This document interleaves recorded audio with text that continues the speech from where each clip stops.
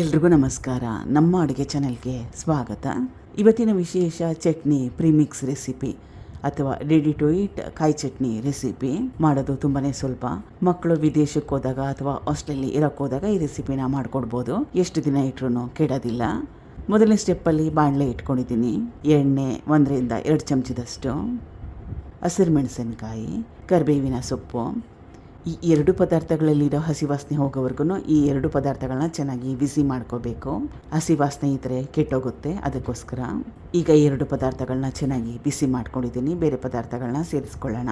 ಹುರಿಗಡಲೆ 1/4 kg ಅಷ್ಟು, ಅಥವಾ ನೋಡಿ ನಿಮಗೆ ಎಷ್ಟು ಕ್ವಾಂಟಿಟಿ ಬೇಕು, ಎಷ್ಟು ಅವಶ್ಯಕತೆ ಇದೆ ಅಂತ ಅದರ ಪ್ರಕಾರವಾಗಿ ಹುರಿಗಡಲೆನ ಉಪಯೋಗ ಮಾಡಿ.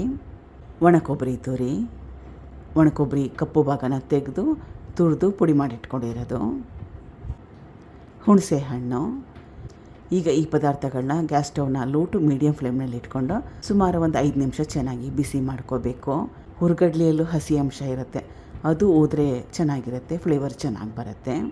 ರುಚಿಗೆ ತಕ್ಕಷ್ಟು ಉಪ್ಪು, ಇಷ್ಟ ಇದ್ದರೆ ಒಂದು 3-4 ಎಸಳು ಬೆಳ್ಳುಳ್ಳಿ ಕೂಡ ಹಾಕೋಬೋದು. ಹುರಿದಿದ್ದಾಗಿದೆ ಎಲ್ಲ ಪದಾರ್ಥಗಳನ್ನ ಚೆನ್ನಾಗಿ ಪುಡಿ ಮಾಡ್ಕೋಬೇಕು. ತಣ್ಣಗಾದ್ಮೇಲೆ ಪುಡಿ ಮಾಡಿಕೊಂಡ್ರೆ ಒಳ್ಳೆಯದು. ತಣ್ಣಗಾಗಿದೆ. ಇವಾಗ ಮಿಕ್ಸಿ ಜಾರ್ಗೆ ಸೇರಿಸ್ಕೊಳ್ತಾ ಇದ್ದೀನಿ. ಪುಡಿ ಮಾಡ್ಕೊಂಡಿದ್ದೀನಿ. ಒಗ್ಗರಣೆಗೇನು ಜಾಸ್ತಿ ಪದಾರ್ಥಗಳನ್ನ ಉಪಯೋಗ ಮಾಡಿರಲಿಲ್ಲ. ಎಣ್ಣೆ, ಸಾಸಿವೆ, ಕರಿಬೇವಿನ ಸೊಪ್ಪು, ಹಿಂಗು ಸ್ವಲ್ಪ. ಏರ್ ಟೈಟ್ ಕಂಟೈನರಲ್ಲಿ ಹಾಕಿ ಸ್ಟೋರ್ ಮಾಡಿದ್ರೆ ಫ್ರಿಡ್ಜ್ ಇಲ್ಲದೆ ಸುಮಾರು 1 ತಿಂಗಳಾದರೂ ಕೆಡೋದಿಲ್ಲ, ಚೆನ್ನಾಗಿರುತ್ತೆ, ಫ್ರೆಶ್ ಆಗೇ ಇರುತ್ತೆ. ಟ್ರೈ ಮಾಡಿ. Thank you for watching. ಧನ್ಯವಾದಗಳು.